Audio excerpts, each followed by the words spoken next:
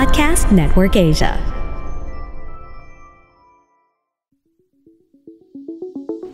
First Metrosec is providing this podcast as a general market commentary. Reference to any specific security, product, or entity do not constitute as an offer or a solicitation of an offer to buy or sell any financial instruments or to participate in any particular trading strategy. The statements, comments, views, or opinions expressed by the hosts are subject to change without notice, and First Metrosec is under no obligation to update, amend, change, or correct any of the statements, comments, views, or opinions expressed. The statements, comments, views, and opinions expressed by the guests are their own and do not necessarily reflect the view of First Metrosec. First Metrosec disclaims any liability arising from reliance on or reference to any information obtained in this podcast.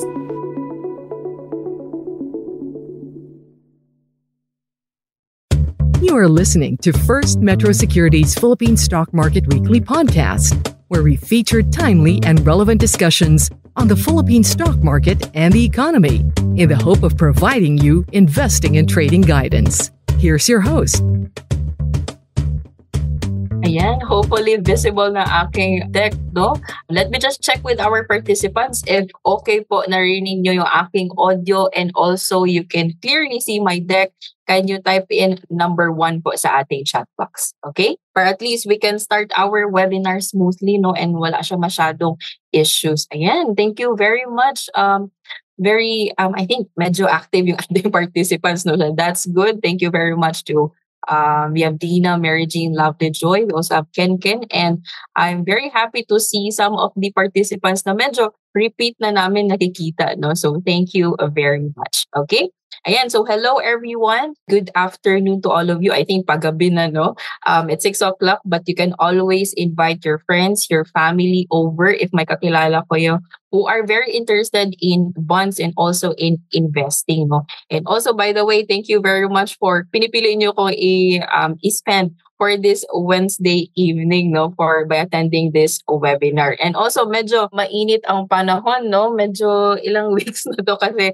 And also, parang prone tayo into sickness sa ating ganitong sitwasyon, no? So hopefully, please do take care of yourselves, drink lots of water, and stay hydrated po tayo. And dapat feel comfy tayo as we will spend the next hour talking about bonds, no? So to introduce myself, I am Tara Dirampatun. I'm the Mindanao Business Development and Market Education Associate from the First Metro Securities, the stock brokerage house of the Metro Bank Group. I think for those na medyo familiar na sa ating mga sessions, I think nakita nyo na ako where I'm hosting for other FundSmart na series, no? Or even some of the basic sessions.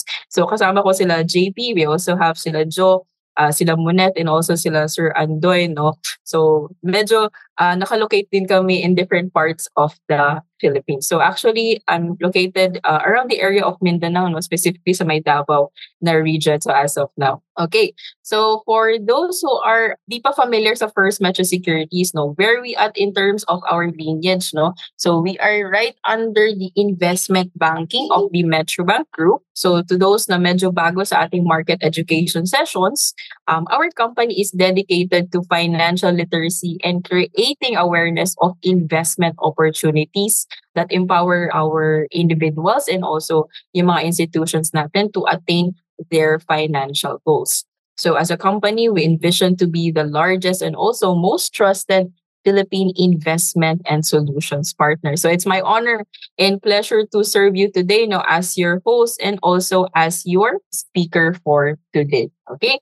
So just like this event, no, actually showing on your screen some of our recent sessions na on-site and face-to-face, no, I think early this year and late last year ata, no. So, but before the pandemic, actually medyo marami kaming on-site sessions.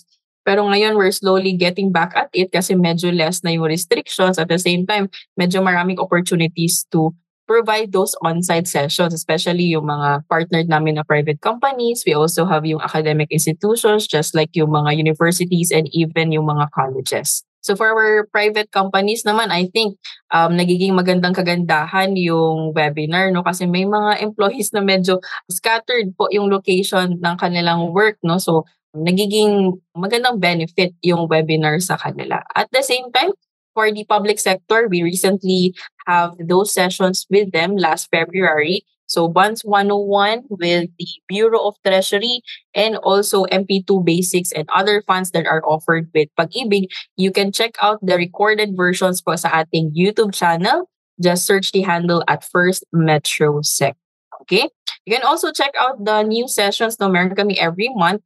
And also, if hindi po natin mahabal yung live na sessions, you can always check our YouTube channels kasi usually ina-upload naman siya. Okay? So in terms of financial literacy in the Philippines, no, where we are, no, kaya saan kaya tayo? Actually, we are right under 1% of Filipinos are currently investing in stocks, no, bonds and also funds. So this indicates na medyo malaki yung gap, no, in terms of financial knowledge and also investment participation among our fellow Filipinos. Okay, First Metro Securities, we try to fill that gap by providing continuous na financial and investment literacy sessions, no, to the Filipinos, even yung mga OFW kasi medyo less yung kanilang opportunities abroad, no, especially if gusto nila mag-invest here in the Philippines. Okay, so hopefully for this session, no, marami tayong matutunan, marami tayong learn about the bonds, no, and how we can take advantage of it.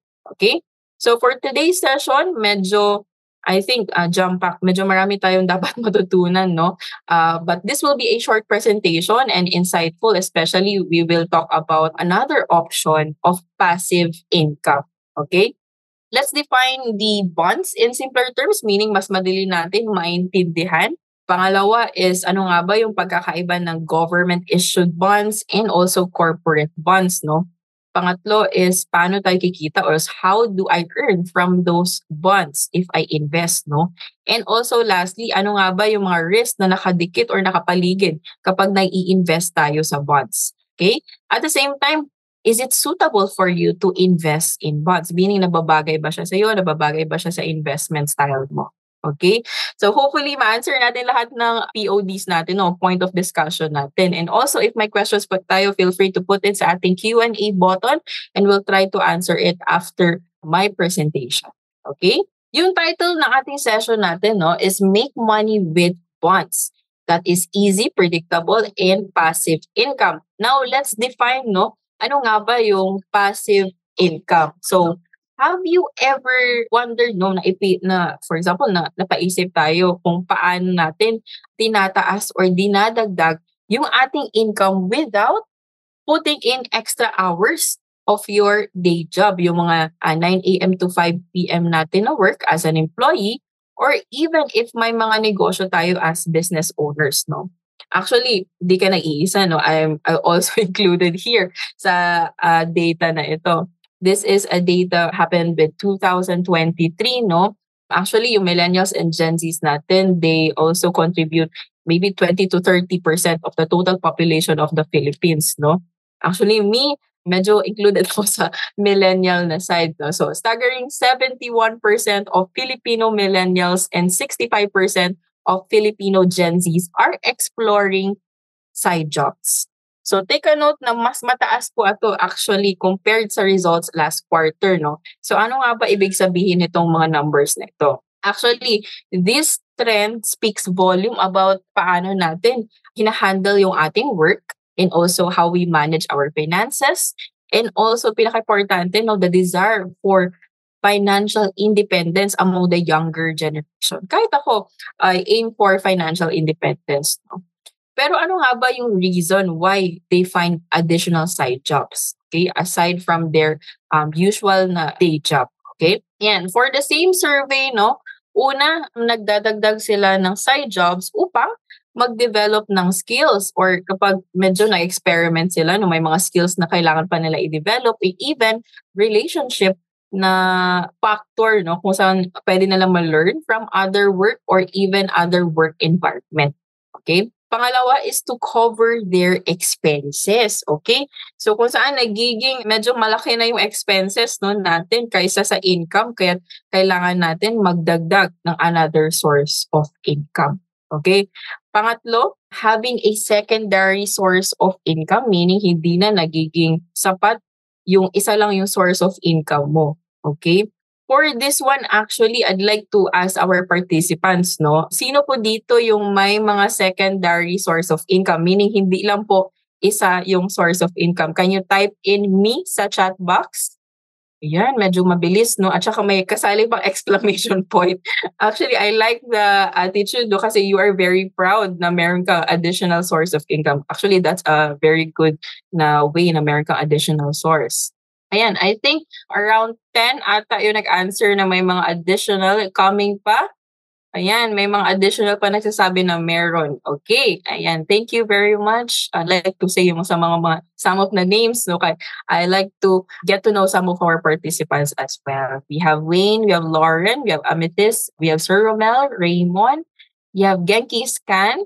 Ayan, thank you very much. Ayan, ano ba yung ibig sabihin ng slide? No, may nag-comment ng slide. So, hindi pa medyo sure kung another source of income. Okay, ayan, thank you everyone. So, actually, bakit nga ba yung sudden surge in interest, no? Kung bakit naghahanap sila agad ng secondary source or additional side jobs aside from these three main reasons? Actually, the answer lies in the quest for passive income. Kahit ako, I always strive to create another passive income. Pero sometimes, medyo mahirap siya, no? At the same time, yung main definition of passive income is ang perang kinikita natin with little to no effort required to maintain it.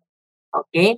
Same ba tayo ng definition? No? Hopefully, for those na may mga passive income, true ba tong statement na to na it's the money na with little or two or no effort? Minsan, hindi natin nilalagyan ng effort pero kumikita pa rin tayo. Okay?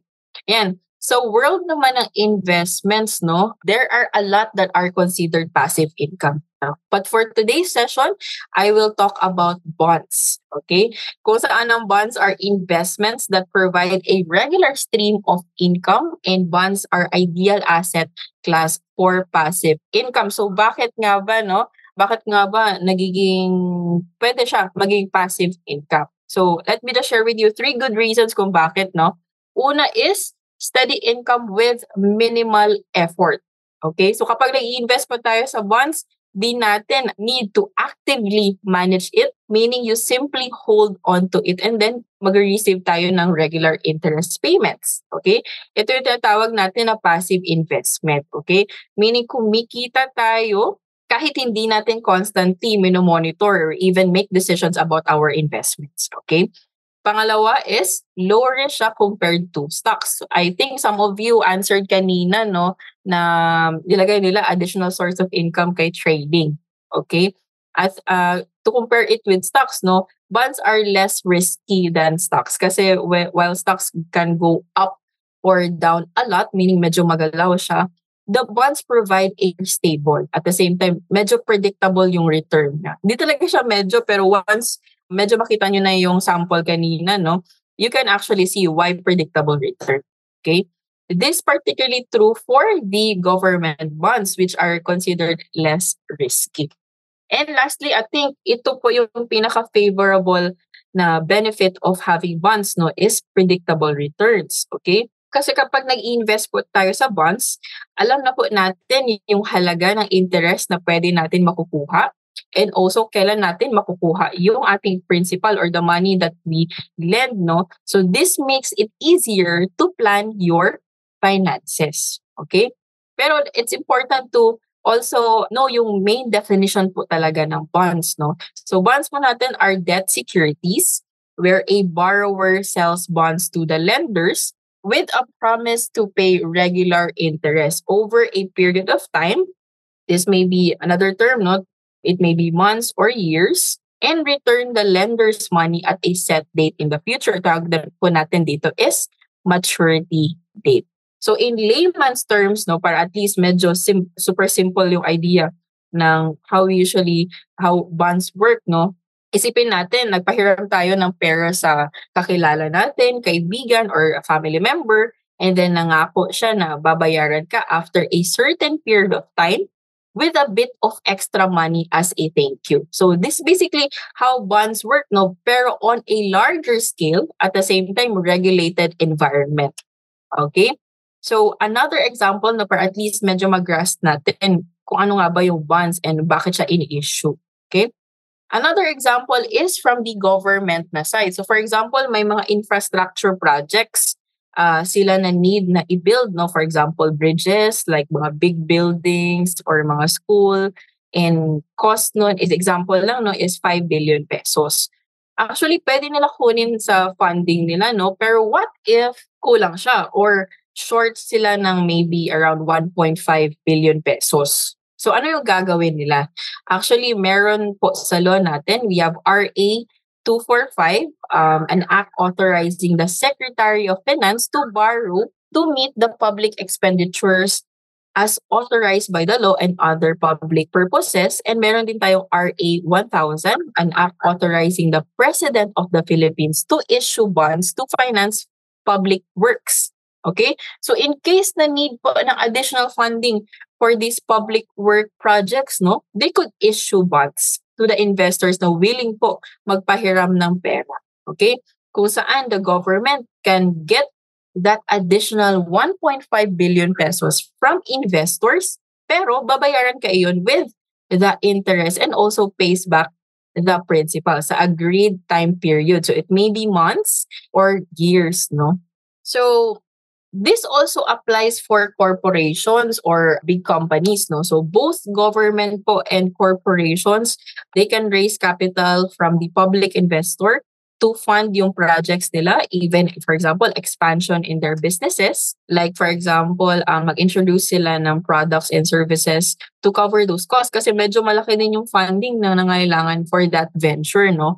Pwede rin operations, like, for example, need nila ng funding to improve some of the facilities or to keep the business as usual. Okay? Pero sa bond investing kasi, meron tayong two markets, no? Para at least you have an idea what usually happens kapag magbabuy and also sell ng bonds. We have the primary market kung saan meron tayong new bonds that are sold to the public for the first time. Okay, so similarly to the initial public offering of the stocks, no? So in bonds, kapag meron pong mga new bonds and then ini-issue siya for the first time sa public, that usually happens in primary market. After they have been issued sa primary market, papasok na po yung tinatawag natin na secondary market kung saan binubuo na siya ng mga buyers and also sellers of the bonds anytime based on the prevailing market rate and subject din siya sa fees and also taxes. Okay? So, by the way, itong both of the markets, no, primary and the secondary market, are closely regulated naman po by a number of regulatory agencies here in the Philippines. Okay? We have the Bureau of Treasury, the BTR, and the Securities and Exchange Commission or the SEC. Sila po yung major government agencies that are tasked with the management and regulation of the debt securities. Additionally, sa secondary market naman po, we have the Philippine Dealing and Exchange Corporation or PDEX. Sila po yung SEC registered exchange and also the SEC authorized OTC market operator.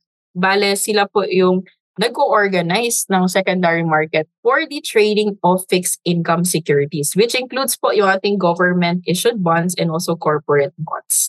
Okay?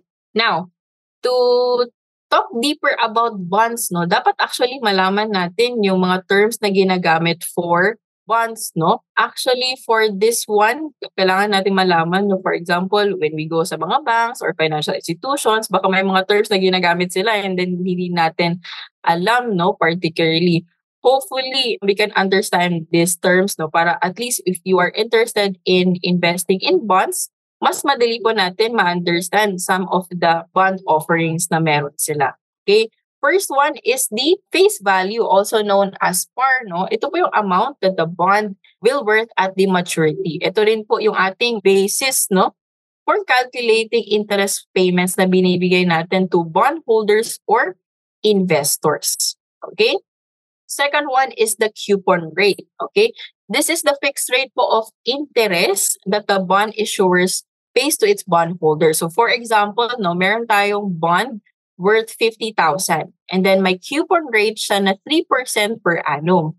So ang coupon natin, ano po yung 3% ng 50,000? No, it's around, I think, 1,500 pesos ata. So yun po yung coupon payment. So binabase siya doon sa coupon rate na dinideclare. Okay? Third is the coupon date. So ito naman po yung date na dapat natin ma-remember, no? Kasi ito po yung dates na makaka-receive po tayo ng regular interest payments from the issuer. Okay? Fourth one is the maturity. Ito po yung date kung saan ibabalik ng bond issuer yung pera na ipinahiram mo or the money that you lend. Usually, the bonds have short, medium to long-term maturities naman po that are available. So lastly is the issue price. Ito po yung presyo which a bond is originally sold to the investors by the issuer. By the way, these are the 5 common terms that are used in bonds, no? But to put it in a test, no, kung na-understand natin yung mga terms, let me give you an example. Ayan, so this is a sample bond cash flow, no? Para at least ma-understand natin while also medyo nalaman natin yung terms about bonds, no? So, for example, meron tayong 5-year term bond with a coupon rate of 5% per annum and a face value of 100,000. Okay? So sa year 0, you can check your screen, no, para at least sabay-sabay tayo i-understand yung cash flow. Okay? So sa year 0, mag-shell out po tayo na 100,000 pesos because this is the money that we are willing to invest sa bonds. Okay? So to compute the regular interest payment or the coupon payment na ma-receive natin, let's take a look at the coupon rate. Okay? Yung coupon rate natin is 5% per annum, meaning makaka-receive tayo ng around 5,000 per year, no? So from year 1 to year 5, you were able to receive a total amount of 25,000 pesos worth of interest or coupon. Okay? So when the bond matures, no, kapag na-reach niya na yung maturity period, you will get back the money you lent, no, or the 100,000 pesos. So actually this one, this shows how investing, no, can be a affordable source of stable income until maturity. So at the same time, di rin natin kailangan ng malaking effort to manage this kind of investing. Okay? Yan. So actually, napakita ko yung isa sa ways to earn from the bonds, no, that is the interest and also the coupon. So again, no, kapag bumili tayo ng bond, makakatanggap tayo ng periodic na bayad ng interest, tawag natin doon ay coupon payments. So, nakabase din siya sa coupon rate. Actually, one trivia about the term coupons, no, baka medyo nag-wonder kayo, why am I using 2 terms, no, to describe yung perang na-receive mo as interest. Yung interest na term and also the interest na, the coupon na word. Baka medyo nalilito tayo. Actually, one trivia, no, in the early days of bond issuance kasi, on your screen, medyo may nilagay ako na example. This is a bond coupon from 1863. So, medyo super old na talaga siya. So, in early days of bond issuance, yung bonds po natin are often issued in physical form. So, typically, paper certificates. So, nakapapel siya.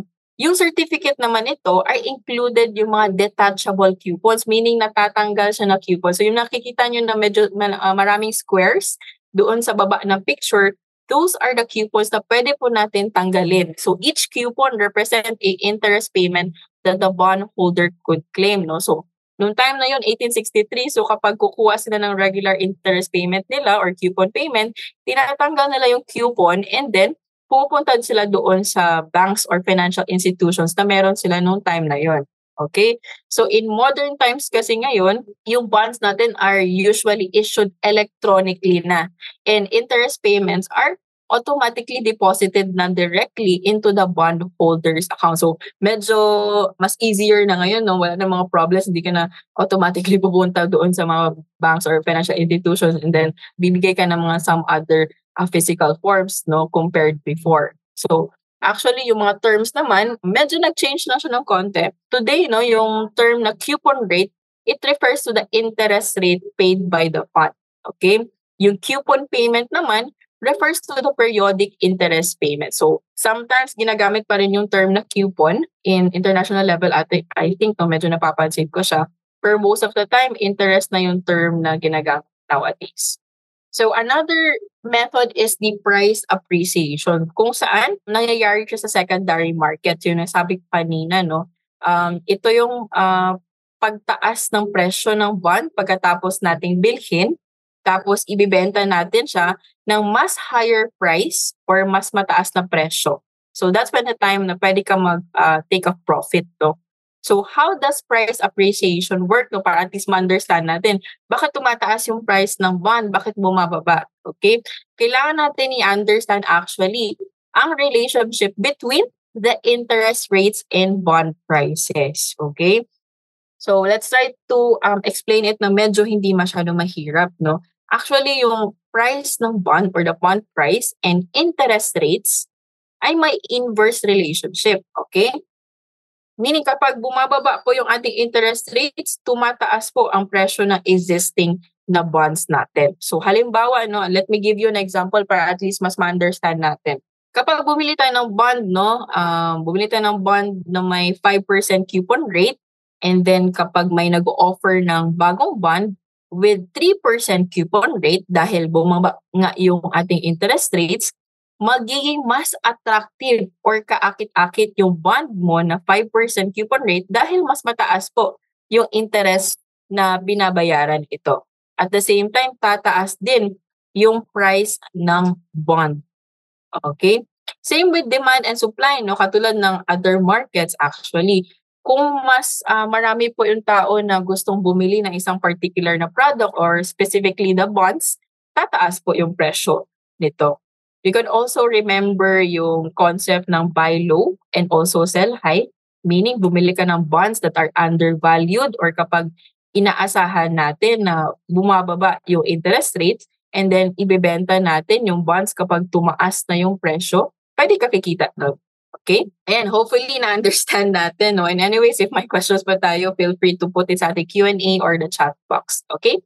Ito, medyo direct na tayo. No? Ano yung mga bonds available here in the Philippines? By type of issuer, we have the government-issued bonds and the corporate bonds. So pag-usapan natin actually yung basics nila, no? And how they are different. Okay? So, first one is the government securities. I think na share ko sa inyo kanina, no, yung how they issue bonds yung sa government na side. Pero furthermore, government securities are debt instruments that are issued by the Republic of the Philippines to finance the public expenditures. Okay? At the same time, yung government securities natin are marketable din siya. Meaning they can be traded easily sa secondary market anytime as long as the market is open. Okay? Another trivia, no? Para at least medyo may konting alam tayo with the government securities. Meron tayong term na ginagamit like treasuries. Okay? So these are the government securities issued by the Bureau of Treasury or the BTR on behalf of the Republic of the Philippines. So which are the treasury bills and the treasury bonds. Although other government agencies and local governments and GOCCs ata can also issue securities, no, but these are not labeled as treasuries. So only yung mga government securities issued by the Bureau of Treasury, sila yung po yung tinatawag natin na treasuries. Okay?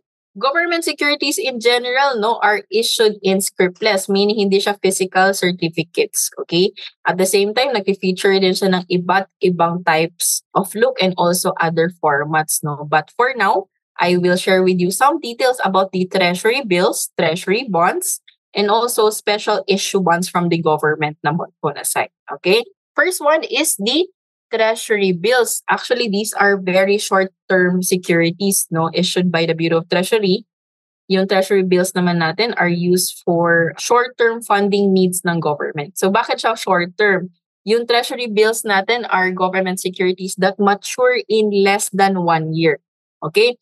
There are 3 principal terms, meaning that are available, no, in terms of maturity. Meron tayong 91 days, 182 days, and 364 days. Okay? For the treasury bonds naman, no, these are government securities with maturities beyond naman po 1 year. Okay? So at present, I think meron tayong 8 terms available, no? We have 2, 3, 4, 5, 7, 10, 20, and also 25 years. Okay? As for the special issue treasury bonds naman po, no, we have what we call retail treasury bonds or RTBs, kung saan available po ito sa retail investors. So from the term na retail, no, these are especially for individuals with much more, I think, affordable minimum investment. Okay? So some of the good benefits of investing in RTBs, no, is the minimum investment. Yung minimum investment niya for the peso-denominated RTB is 5,000 pesos. Okay? And also for the retail dollar bond, no, it's $200 for the RDBs. Okay?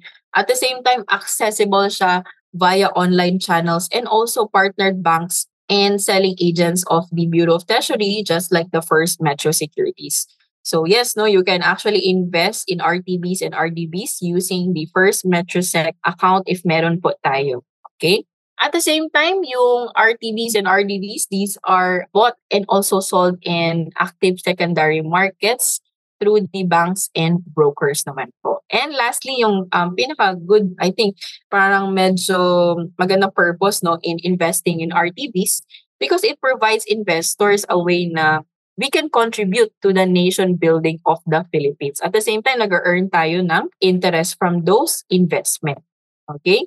Yeah, next one of the, I think, special issue bonds from the government. No, actually, this is a type of bond from the government na medyo merong fun part, no? At the same time, medyo may anticipation, good anticipation. So these bonds have a 1-year maturity, yung premium bonds natin, that offer bondholders cash and also non-cash prizes in the form of quarterly raffle draws. So doon pa lang sa raffle draws na term, no, medyo exciting na siya while also investing. What are the benefits of premium bonds? No, first is I think it's super affordable, no, compared to RTBs. You can start investing as little as 500 pesos. Okay. Second one is low risk since these are investments by the government. There are direct obligations naman po of the Republic of the Philippines. Okay. Third is frequent interest payments. Yes, meron po tayong interest payments na ma-receive when we invest in premium bonds. So the interest payments will be credited to your account quarterly if naka-invest po tayo. Okay? Fourth one is convenient. So same with RTBs, these can be availed from partnered banks, institutions such as First Metro Securities or through other channels such as yung website po mismo ng Bureau of Treasury. Okay?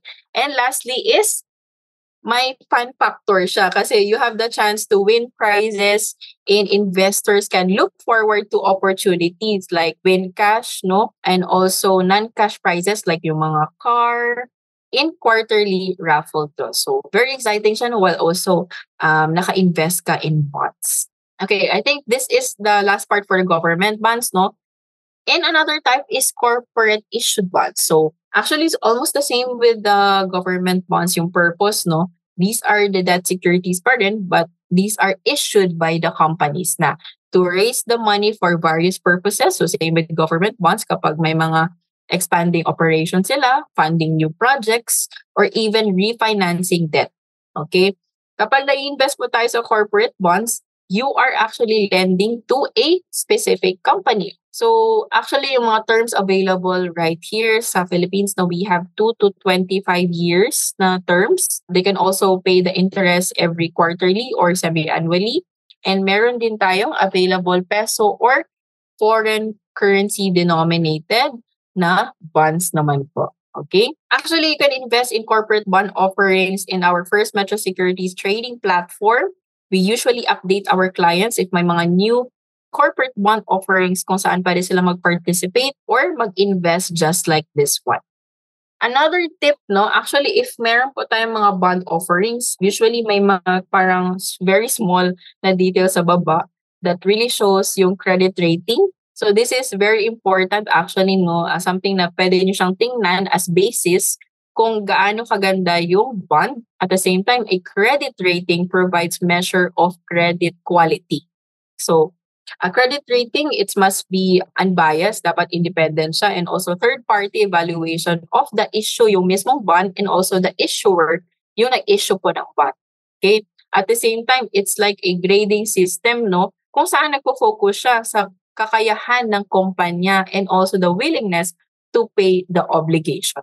Okay? At the same time, here in the Philippines, meron po tayong Phil ratings. It is the BSP recognized domestic external credit assessment institution which can rate domestic debt issuances in relation to BSP's implementing guidelines. Okay? To give you an idea, no, ano usually yung grades na ini-issue nila. So for short-term issuances, we have the PRS1. This is the best grade for short-term issuances. It has the strongest capability of debt instrument issue on both giving interest and also principal. Okay? Pero for long-term issuances naman or mga medyo mataas yung maturity, PRS AAA are one of the highest quality with minimal credit risk kung saan yung capacity nila to meet its financial commitment on its obligation is extremely strong. At the same time, PRS AAA, ito po yung pinaka-highest rating na pwede i-assign ng Phil ratings. Okay? So kapag may mga bond offerings tayo or kapag may mga bond na ino-offer sa atin, you can also check out the credit rating.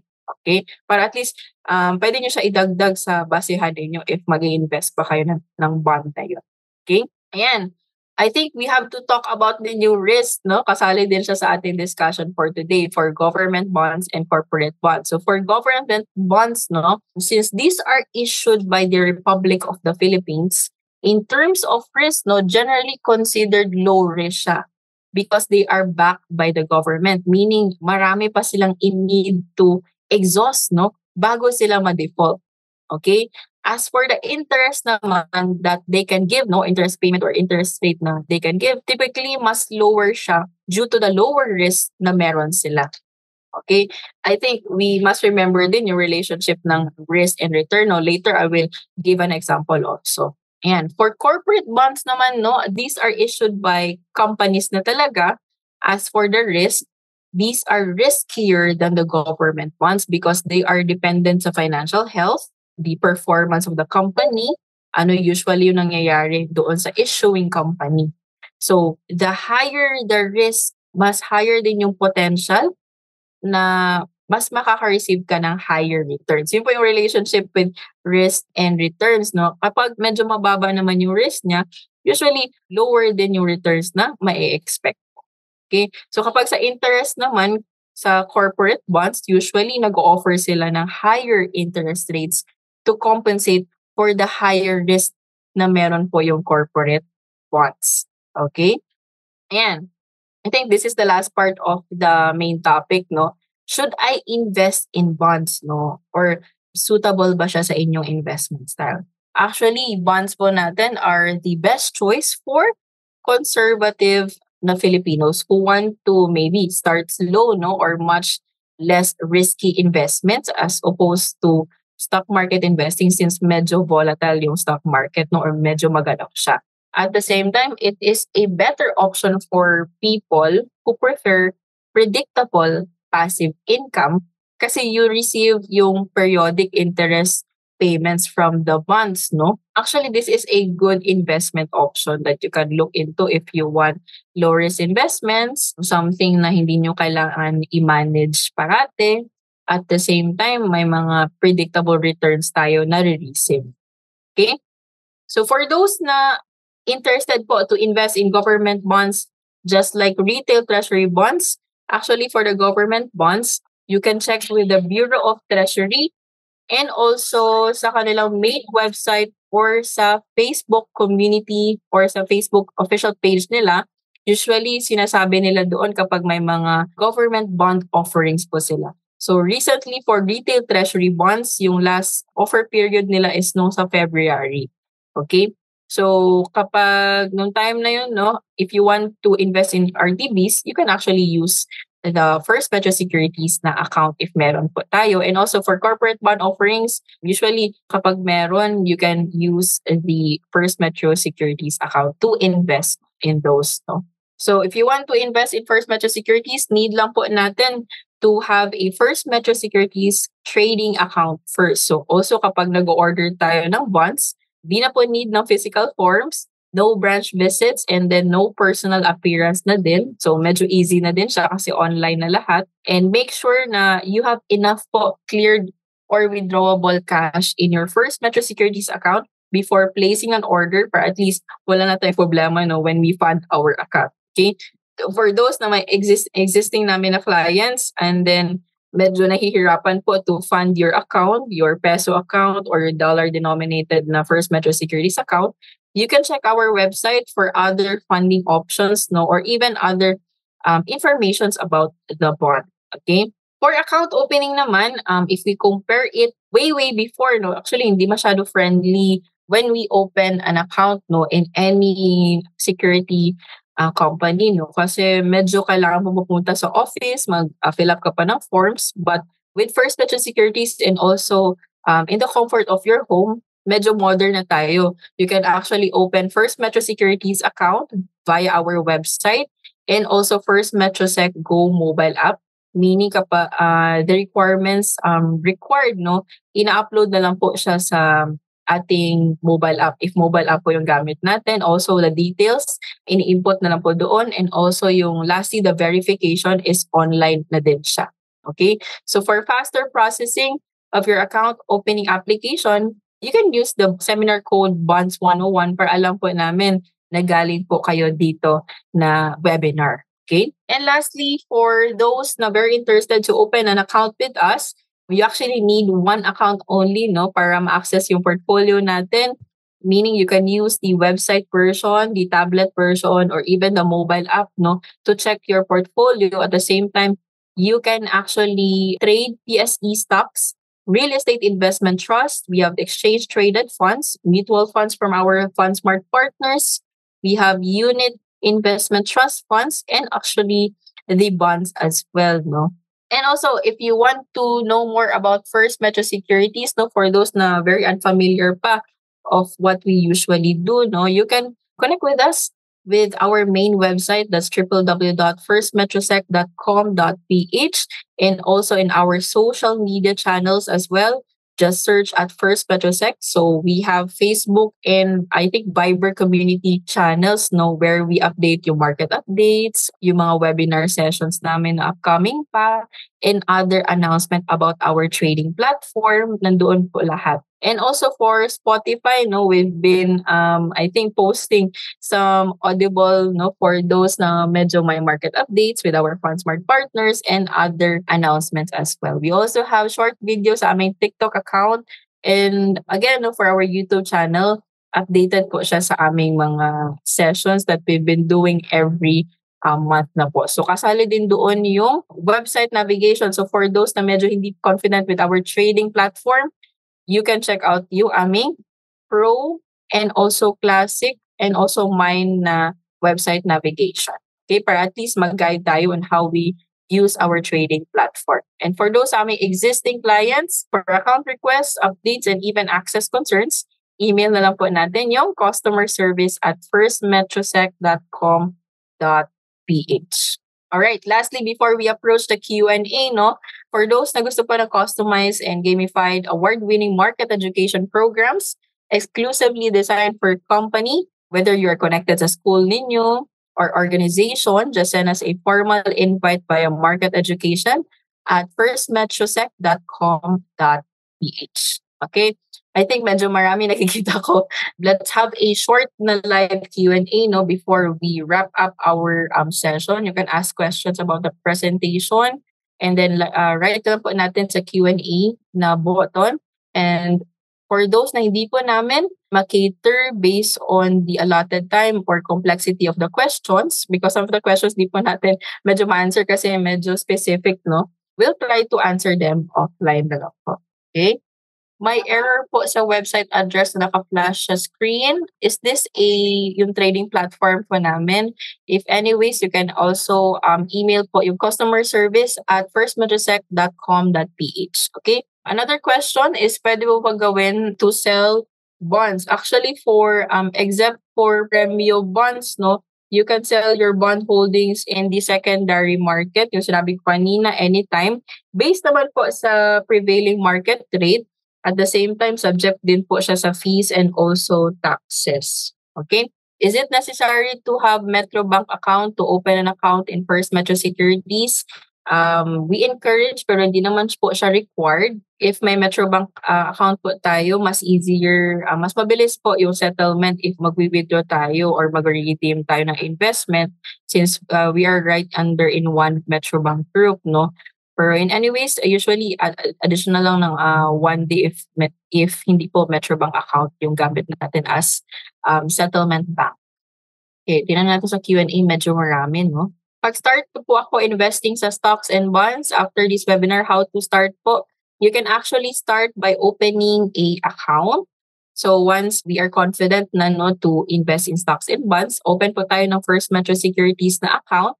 You can use the website version pero encourage po namin to use na lang po the mobile app kasi mas madali siya. Mas madali mo siya ma-upload yung mga required documents, mas madali po ma-input yung mga details. At the same time, yung online verification, mas madali na rin siya. And then wait ka lang ng few days. If okay lahat ng requirements mo, ma-activate na siya. And then you can start investing in stocks and also bonds. Okay. Is bond rating PRS triple A best or good or not good? Actually, kasali to sa webinar kanina, no? PRS triple A by Phil Ratings, ito po yung pinaka-highest na rating that they can give for a bond. This shows na extremely strong po yung kakayahan ng ating issuer na bayaran po yung obligation nila. So PRS rating, ito po yung Phil Ratings. This is a credit rating scale kung saan ina-assess nila or mina-measure nila yung credit quality of a bond. Okay, another one. Can I buy bonds from abroad?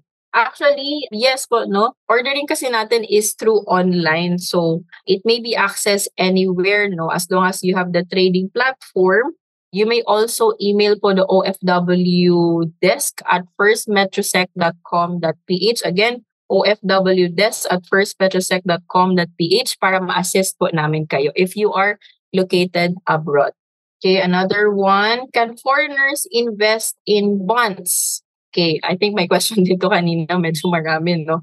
Yes, need lang po natin to submit some documents, no, or requirements just like yung alien certificate of registration when you open po yung First Metro Securities account. And then for the full list naman po of requirements, you can check out our main website para at least makita natin yung full requirements that you need, no, as a foreigner. Does First Metro also do Bitcoin or cryptocurrencies? Wala po kaming available na Bitcoin and cryptocurrencies in our trading platform. Only the PSE stocks, mutual funds from our FundSmart partners, UITFs, ETFs, and bonds. Okay, so may nag-ask ng question, no? I think na-answer na to kanina, yung how can I sell bond? Okay, for the tax naman po, how much po ang tax sa bonds, no? For the tax naman, yes.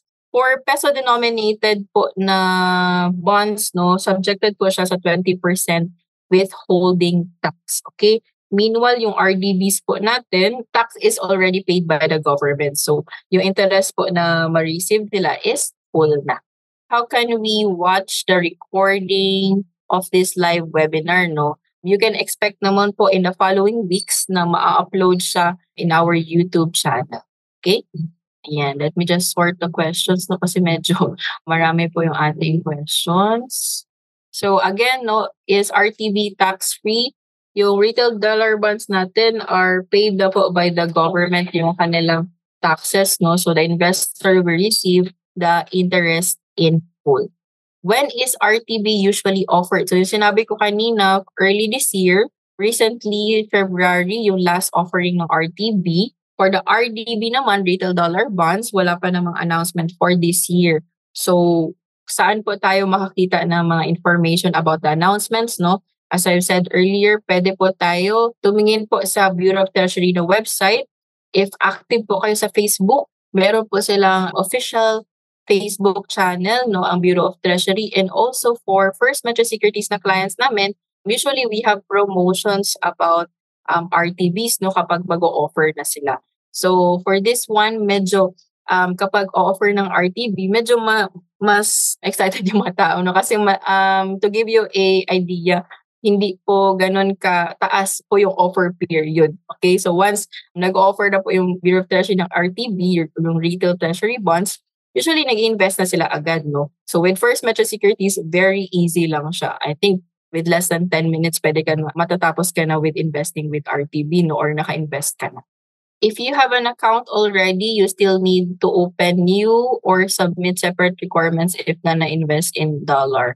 Actually, for this one, if may peso account po tayo, need po tayo to open a dollar account naman po.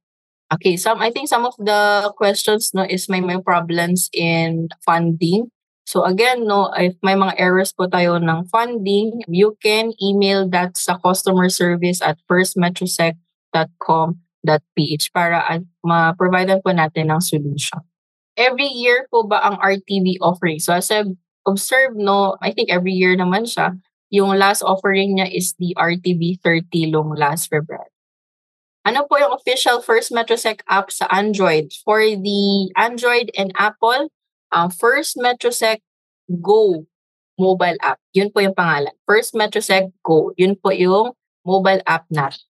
Where to research the credit rating? Usually kasali po yan doon sa parang, for example sa amin, no, we have promotional materials na pinapakita yung corporate bond offerings. And then sa pinakababa, right under yung mga interest rates or yung mga offer period, nakalagay yung credit rating. Okay, so may nakalagay doon na PRS AAA, or you can ask po doon sa, for example, sa banks po tayo mag-avail, you can ask ano po yung credit rating for this bond. Okay?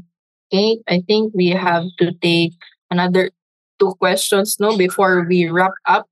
Magkakaroon po ba ng investing in global markets sa First Metrosec in the future? For this one, actually, right now, we have mutual funds that are invested in global funds. No, you can check out on that. We have UITFs and also mutual funds. For the mutual funds and UITFs na meron kami, these are with our FundSmart partners. Just like if you're familiar with our sister company, FAMI, we have Manulife Investment, we have BPI Wealth, we have Sun Life Investment, we also have Phil Equity, Atram, meron ding Atram sa amin. So you can check out on those no if you are very interested sa, for example, some of the stocks that are located sa ibang lugar, for example, Apple, may mga mutual funds po na nakalagay doon or mga Microsoft. Okay? I still need to attend your workshop on how to navigate the system. Actually, as I said earlier, yung navigation po natin for both our 3 different versions, no, yung Pro, My, and Classic, nasa YouTube channel pa natin para mas easier po yung ating navigation sa ating trading platform. I have First Metrosec account already, which I applied during the pandemic. I think last question na to, no, kasi medyo malapit na yung ating allotted time, but I haven't started using it. Okay pa ba yung account ko? Hindi pa siya auto-expire. For this one, you can check with customer service and then you can provide po yung account details and then you can double check with them if active pa yung account ninyo. Or you can simply log in sa ating mobile app if wala tayong problems, active pa siya. Pero if may issues na tayo, for example, error, hindi tayo makalog in, you can reach out to our customer service through the email customerservice@firstmetrosec.com.ph para ma-reactivate po siya. So I'm very happy to as medyo marami nagsashow na interest for this webinar. And anyways, I'm very sorry some of the questions hindi po namin ma-entertain, no? Thank you very much for actually taking your time listening in to my webinar on bonds, no? Hopefully, I'll meet you again in person or even in other sessions na webinar, no? And to our attendees, one last favor from me, no? We also value your feedback. You can share your thoughts, yung mga experiences po natin dito na webinar with us by scanning the QR code and answering our feedback form. Our chat moderator will also provide the link, no? And anyways, pwede din natin ma-scan yung QR code if gusto po natin magbigay ng feedback about this survey, about sa akin, even our topic, no? Your input is very essential, no, in helping us improve our services and better meet your needs. We appreciate your contribution and also look forward to implementing these changes, no, based on your valuable feedback, whether for our decks, for our how we present, no, and even how we usually handle our business. Okay? And ayan, thank you very much to our attendees, no? Some of the repeat attendees as well. Hi, Sir Nanik. We also have hi, Sir Jose. Thank you, Miss Anna, for the greetings.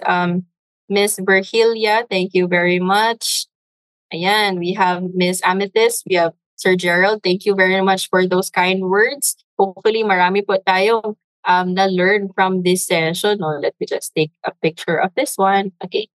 So, ayan, thank you very much. No, I think I'll wrap up my session na rin. So, it is a truly evening well spent. No, thank you also to everyone. As I said earlier, hindi ko na nabanggit yung mga names ninyo, no, who attended tonight, and we sincerely hope that you learned a lot from this session, no? And I'm very sorry some of the questions na hindi po na-answer, and that these insights and lessons will make your investment journey not just more profitable, but also more enjoyable. So we hope to see you again in our future learning events, because over here at First Metro Securities, we put your future first. Have a great evening, everyone. Keep safe. Happy dinner. This has been your host, speaker, and also Tim as your chat moderator, no? Signing off. Thank you very much. Ingat po. Stay hydrated. Thanks for listening to First Metro Securities Philippine Stock Market Weekly podcast.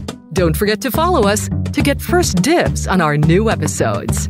For more up-to-date market news and info, exclusive content, and the opportunity to connect with your fellow Filipino investors and traders, join facebook.com/groups/FirstMetroSec and be part of the First MetroSec family.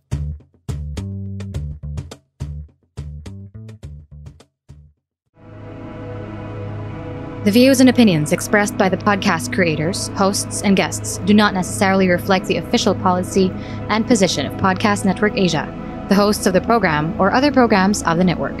Any content provided by the people on the podcast are of their own opinion and are not intended to malign any religion, ethnic group, club, organization, company, individual, or anyone or anything.